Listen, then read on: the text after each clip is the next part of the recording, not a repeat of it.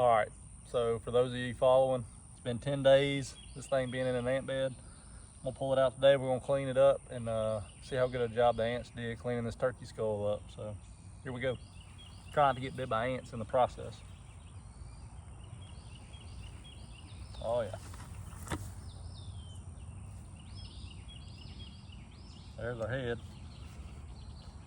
See, it looks pretty clean. How much you can tell by that, but we're gonna go rinse it off and maybe pressure wash it and see what we got.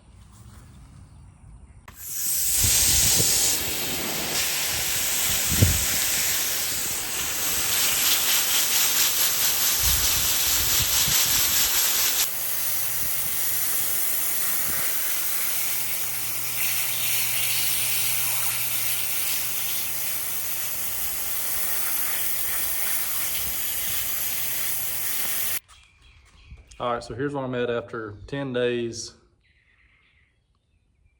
in an ant bed. Pretty clean, but still got some stuff on there. One thing I'm noticing, I've done a lot of deer skulls, but man, like all these little small bones and this little bridge between the beak and the main skull, a lot more sensitive as far as your bone structure on these birds than a deer. You gotta be real careful or you'll snap this thing in half. So I'm thinking, take a little small pot maybe and boil some water and drop this thing in it for a little while. I think maybe just an hour in some hot boiling water will probably get the rest of it. I think pick it off, but just gonna have to be delicate with it because like I said, it's not like a deer skull. This is very tedious work. It's not ripping and pulling with pliers and a knife like I'm used to. So let's do that. Let's go drop it in a pot of hot water and kind of let it go from there.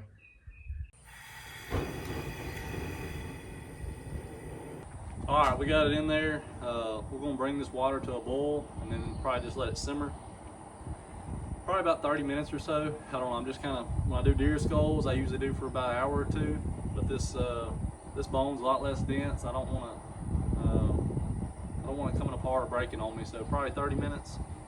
Once I get to a boil, let it simmer for a little while, and we'll pull it out and clean it again.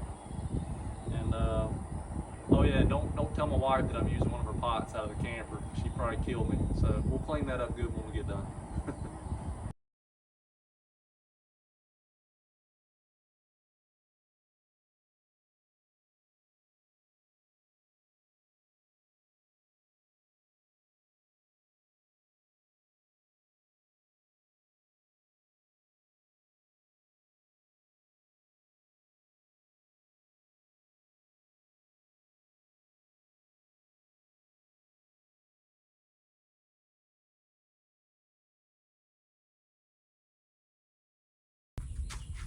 All right, so I probably only did it for like 20 minutes. Probably should have used a bigger pot, less than one. It kept boiling over on me. I tried weighing the skull down because it kept boiling up and try putting a washer or two on top of it. That didn't work either. So kind of decided there at the end it was fine, just letting it roll because it was constantly moving, so it was staying in the water even though it was kind of floating to the top. But probably should have used a bigger pot than what I used. But probably been in there 20 minutes. Water's still pretty hot. I'm gonna let it sit just a little bit longer before I pull it out. But I guess we can take a peek at it. I'm gonna put it back in there. Trying to, I'm telling you, man, these bones are super thin. I'm just trying to be careful where I grab it, but it's doing pretty good work there. I'm just gonna let it keep sitting in that hot water. Let it cool off for 5-10 minutes, and then we'll pull it out and we'll pick off the remaining meat. But that looks really good. That did a pretty good job. But overall, I think putting it in the ant bed helped clean it up pretty good. That's a pretty tedious process there. You can't pressure wash it or any of that stuff like you do on a deer skull. So put it in the ant bed, I think that's the way to go. If somebody's got a better idea, drop it in the comments because I'd like to hear it. But it seemed to work pretty good. I'm gonna pick this clean. I'll show you the rest of the video. I'm gonna pick it clean, and then I got the bleach and stuff for the skull. We'll make it all pretty and white. I'll show you the whole process though. So what it looks like coming out of the boiling water.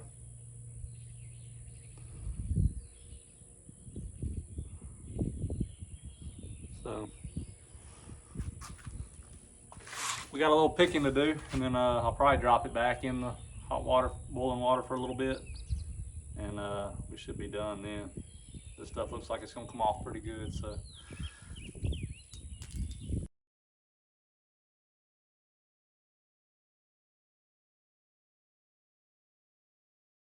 So I've gotten it about as clean as I'm gonna get it.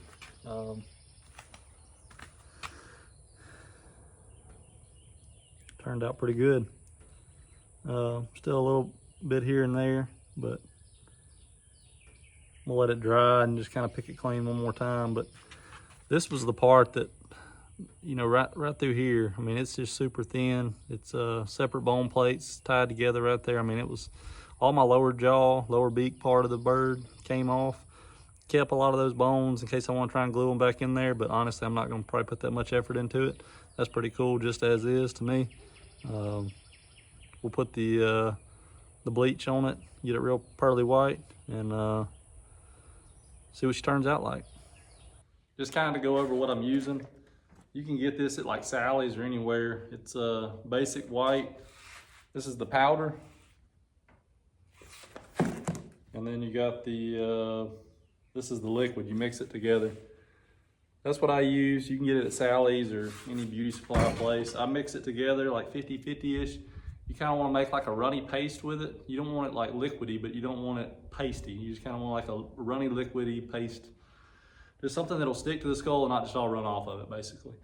But you want it runny enough to where it gets in all those little pores and crevices. And you want to be pretty generous with it. Just coat the whole thing in it. Some people say let it sit for a few hours. I usually try and do it in the evening, let it sit overnight, and next day I just rinse it off with the hose. I don't necessarily know that it matters how long you let it sit. I don't think you can let it sit too long.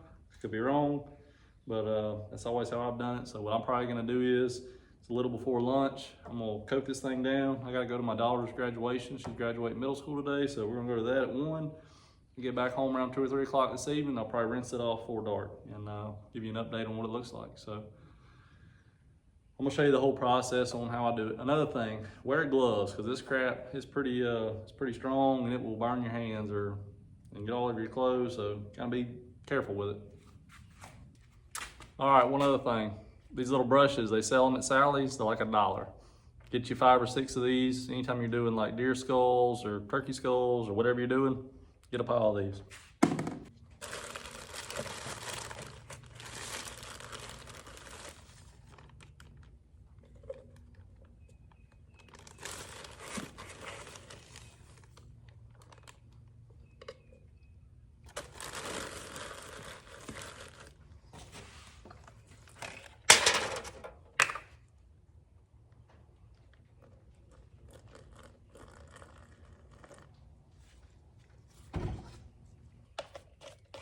All right, I got it about right my first go. You can kind of see, kind of pasty, but it's runny in there. So make sure you mix it up real good.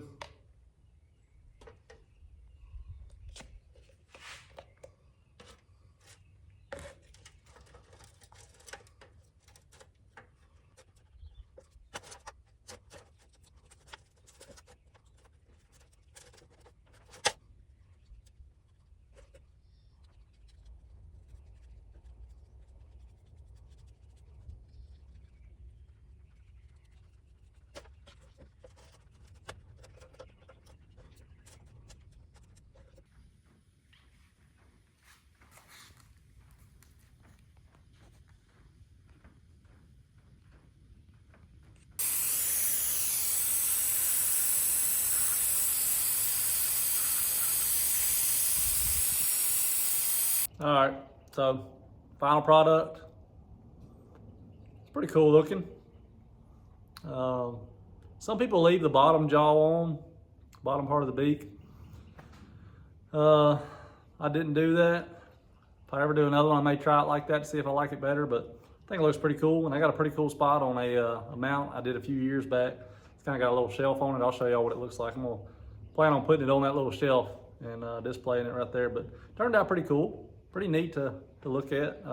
First one I've ever done, so give me a little slack, give me a little grace there. So maybe the next one will do a little better. And on the next one, I may try to do the bottom jaw. It kind of all fell apart. I will say, if you're gonna do the bottom jaw and all that, you gotta be a little more careful.